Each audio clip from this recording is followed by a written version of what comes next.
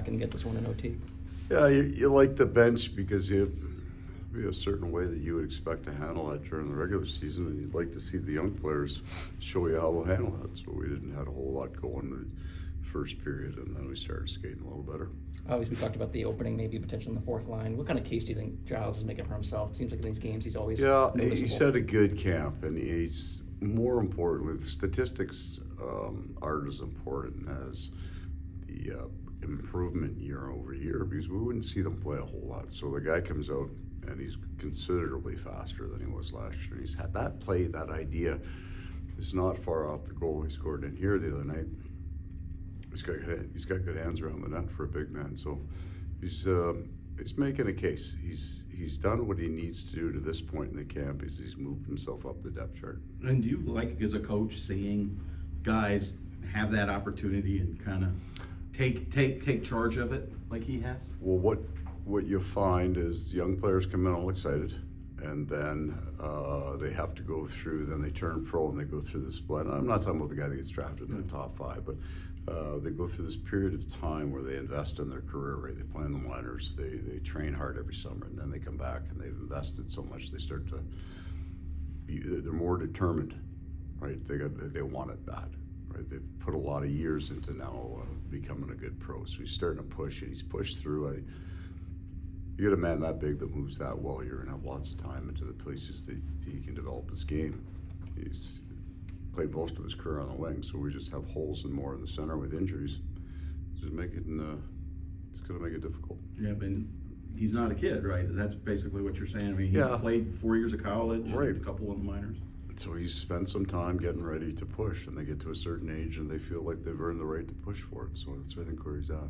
Vilmon has had a really good year in the last year, goal scoring wise. Yeah. A couple preseason games, and it looks like it's kind of turning his way in pro as well with the goal scoring touch. Yeah. He's got a really good release. He knows how to get into that hole. He can get it off his stick. And then so that would be an example of a player now. He's going to need to turn pro. He's going to need to learn the differences of the levels.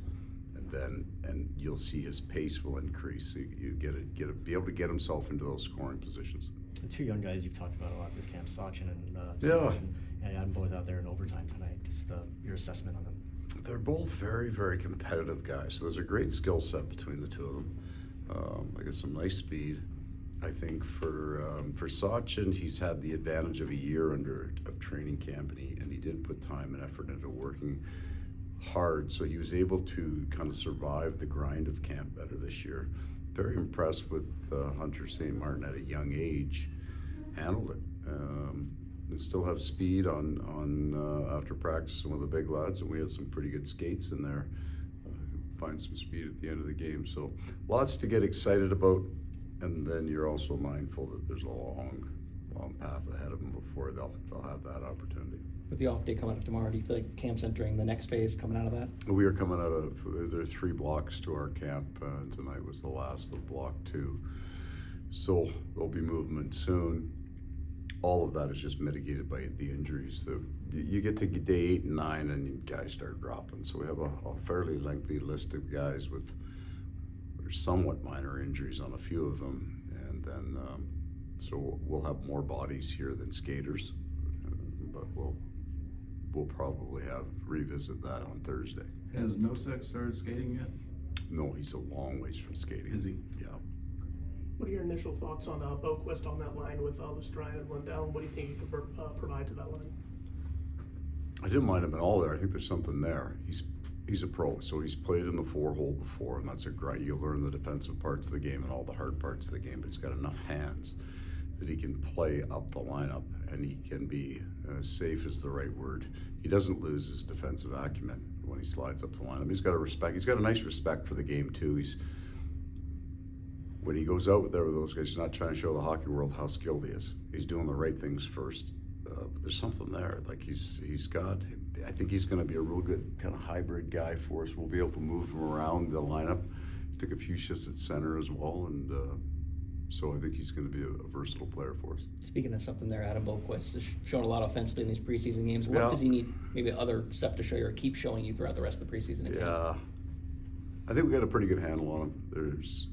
the offensive part of the game and his power play, you guys wouldn't have really seen that yet, but that's kind of what we're working on in practice in the morning skates. That's there. We're not concerned about that. And the points in preseason are fine, but it'll be, again, a bit of the versatility. Can he produce at a high enough level? And it's not even points and assists, it's just puck movement and things like that.